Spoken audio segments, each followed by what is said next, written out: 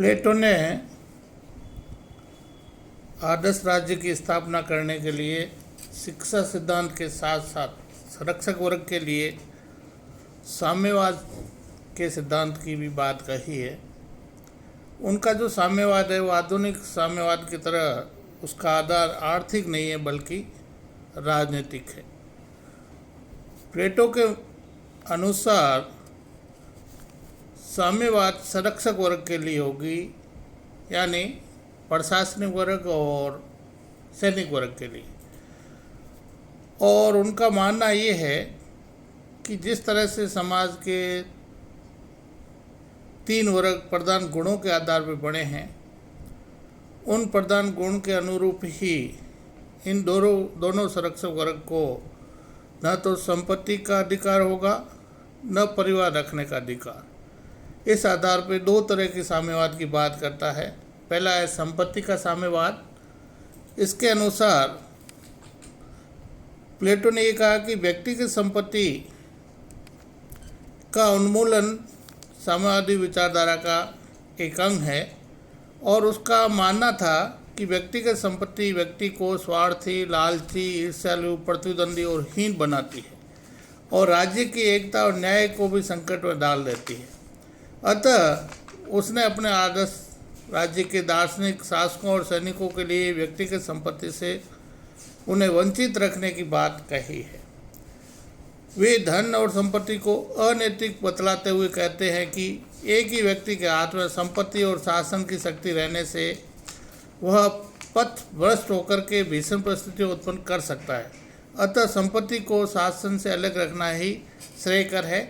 शासक तथा सैनिक वर्ग निजी संपत्ति के अधिकारी नहीं बन सकते।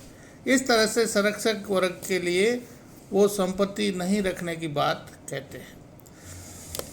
उन्होंने संरक्षक वर्ग के लिए संपत्ति विषयक साम्यवाद को प्रतिपादित करते हुए कहा कि पहली बात यह है कि उनके पास न केवल उतनी ही संपत्ति होगी जितनी उनके जीवन के लिए नितांत अनिवार्य है, न तो उनके पास अपना कोई घर होगा, न उनका कोई गोदाम होगा। उन्हें सामान्य भोजनशालाओं में भोजन करना चाहिए और सिपाहियों की तरह डेरों में रहना चाहिए। और वो केवल ये ही ऐसे नागरिक हैं जिन्हें सोना चांदी छूना तक न चाहिए। इसी में उनकी मुक्ति है। ऐसा करने से वो राज्य के रक्षक बन पाएंगे। उन्होंने अपनी साम्यवादी अवस्था के अंतर्गत संरक्षक वर्ग के पास में किसी प्रकार की संपत्ति नहीं रखने की बात कही है। वो ये मानते हैं कि प्रधान गुण के आधार पर जो समाज का या राज्य का तीसरा वर्ग है, जिसको उत्पादक वर्ग कहता है, उसके पास व्यक्तिगत संपत्ति होंगी और संरक्षक वर्ग को रहने की, खाने की, उनकी न्यूनतम आवश्यकताओं की पूर्ति राज्य के द्वारा की जाएगी। इस तरह से वो ये मानते हैं कि संरक्षक वर्ग को संपत्ति नहीं रखनी चाहिए। यही उनके संपत्ति का साम्यवाद है। इसकी जो प्रमुख विशेषता है वो है कि यह केवल शासक और सैनिक वर्ग के लिए है और इसका उद्देश्य ये है कि समाज का कल्याण हो। दूसरा जो इसका उद्देश्य है वो राजनीतिक है, आर्थिक नहीं है। आधुनिक साम्यवाद की तरह इसका उद्देश्य आर्थिक विषमता को दूर करना नहीं है, बल्कि राजनीति और शासन व्यवस्था को दोष मुक्त बनाना है। प्लेटो का साम्यवाद भोग का नहीं बल्कि त्याग के मार्ग की बात करता है। इस तरह से फोस्टर के शब्दों में प्लेटो ने संरक्षक वर्ग को सामूहिक रूप से संपत्ति का स्वामित्व ग्रहण करना नहीं, उन्हें त्याग करना चाहिए। लेकिन कई आलोचक प्लेटो के संपत्ति के साम्यवाद की आलोचना करते हैं। उसका पहला बिंदु ये कि मनोवैज्ञानिक आधार पर गलत है, क्योंकि व्यक्ति कोई भी काम करता है वो संपत्ति के लिए करता है।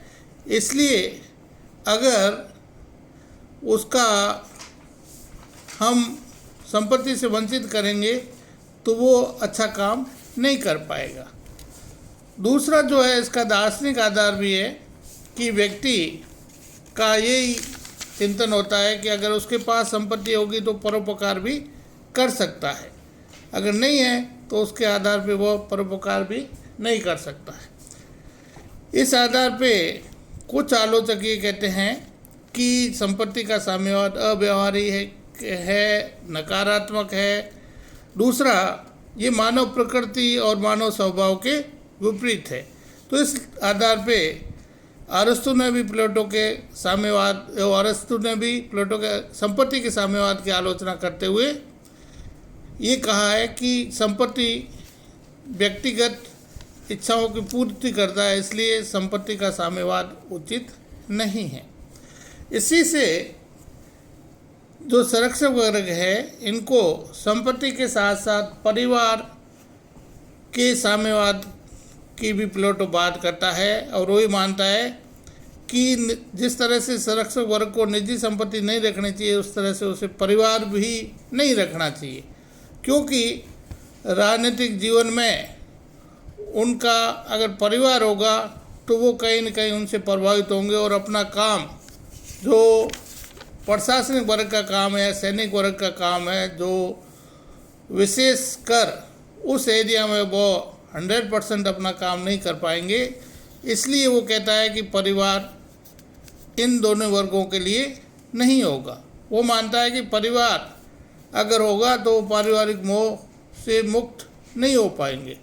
दूसरी वो भी बात करता है कि राज्य की एकता अगर इस संरक्षक वर्ग को परिवार रखने की अगर स्वीकृति दे देगी तो राज्य की एकता भी खतरे में पड़ सकती है। तीसरी बात वो कहते हैं कि इसमें समान अधिकार भी प्राप्त होते हैं कि महिलाएं भी सैनिक और प्रशासन वर्ग का काम करती है। इस तरह से प्लेटो ये मानता है कि संपत्ति और परिवार का साम्यवाद इस संरक्षक वर्ग के ऊपर लागू होना चाहिए, ताकि ये दोनों वर्ग यानी शासक और सैनिक वर्ग अपना अच्छी तरह काम कर सकता है। तो इस तरह से जिस तरह से संपत्ति के साम्यवाद की भी उनके आलोचकों ने आलोचना की है, उस तरह से परिवार के साम्यवाद की भी आलोचकों ने आलोचना करते हुए कहा है कि दोनों ही साम्यवाद अनावश्यक है, क्योंकि बगैर परिवार के व्यक्ति किसके लिए काम करेगा और इस सामाजिकता के लिए भी ज़रूरी है। और वो ये भी मानते हैं कि न्याय सिद्धांत के भी विपरीत है, और ये कारण भी मानते हैं कि इससे प्लेटो का अगर परिवार का साम्यवाद लागू कर दिया तो नैतिक गुणों का ह्रास होगा और मनोवैज्ञानिक दृष्टि से भी ये उचित नहीं होगा। इस आधार पर प्लेटो के इन दोनों सिद्धांतों की भी आलोचना की गई है।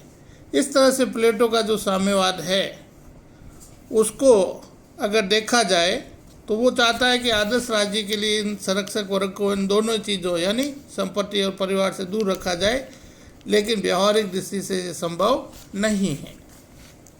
लाल दबाऊं।